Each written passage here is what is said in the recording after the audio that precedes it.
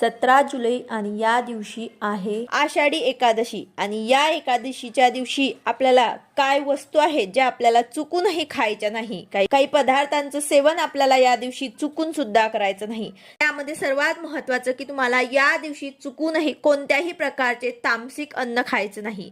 फक्त याच एकादशीला नाही तर या प्रत्येक एकादशीला आपल्याला या नियमांचं पालन करायचं आहे।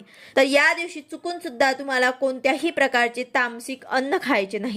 तसेच या दिवशी तांदळांचे सेवन सुद्धा करू नका। एकादशीच्या दिवशी भात खाऊ नका किंवा तांदळांपासून बनलेल्या कोणत्याही पदार्थाचे सेवन सुद्धा करू नका। त्याच प्रकारे एकादशीच्या दिवशी लसूण, कांदा हेही खाऊ नका, कारण हेही तामसिक पदार्थ असतात। त्यानंतर एकादशी आणि द्वादशीला सुद्धा वांगी खाऊ नका। त्यानंतर या दिवशी मांसाहार, मांस, मच्छी किंवा दारूचेही सेवन सुद्धा करू नका। एकादशी तिथी ही खूप महत्त्वाची मानली जाते, तर या दिवशी